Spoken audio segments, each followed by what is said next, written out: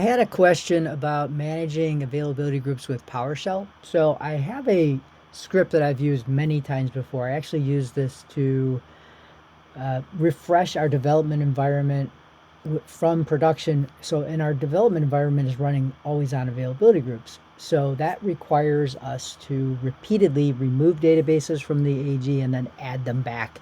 Because what we're doing is taking the database from production and restoring it into dev. So I'm going to go over that script now, share it with you guys, and hopefully you'll learn something. So here is just the main part of the script. So what we're doing is we're importing the SQL PowerShell module. This allows us to run SQL Server commands in PowerShell, and all we have to do is specify the instance. So I'm just setting up some variables here. So the primary instance name, the availability group name. This is just a command timeout for the commands. And I have to give it a disk share. This is where the backups will be directed to. And then we're giving it a local path too. And then I've got the name of a transaction log backup job. So what I do is when this is running, I'll actually disable this job because this could interfere with the rebuilding of the AG. And I'll explain why in a minute.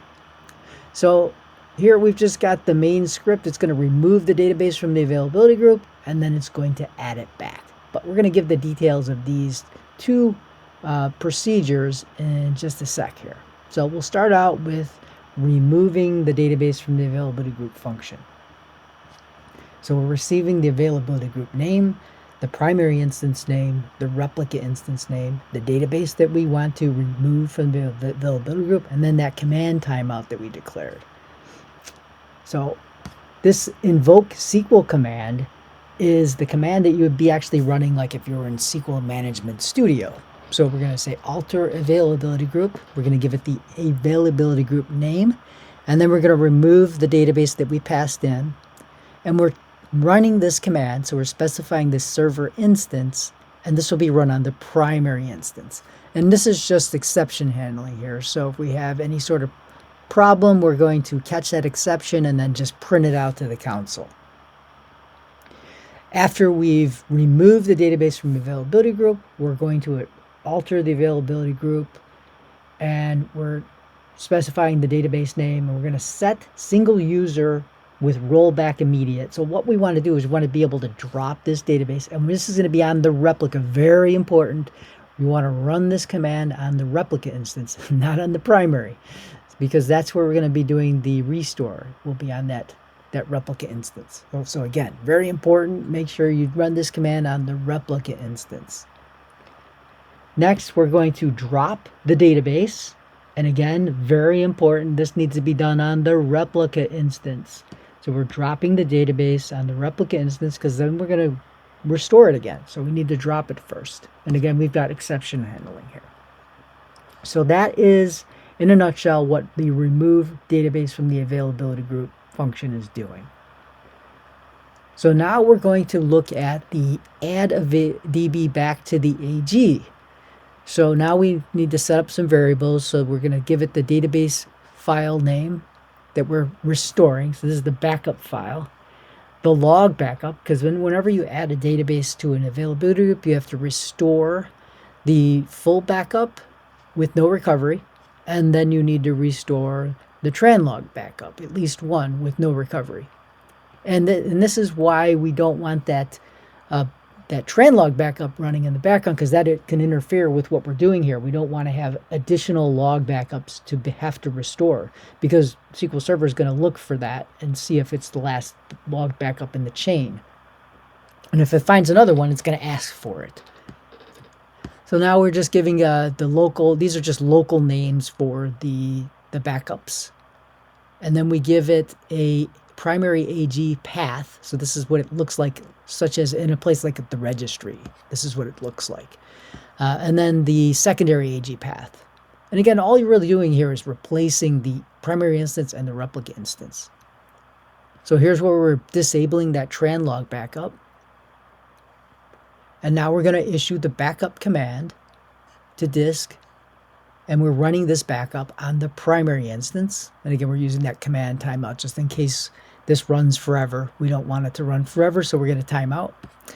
And then we're going to back up the log, again, on the primary instance. After that, we're going to go and restore the database from disk with no recovery. This is the full backup. Then we're going to restore the log backup, again, with no recovery. When we're done with that, we're going to re-enable that trend log backup job. We don't want to forget that.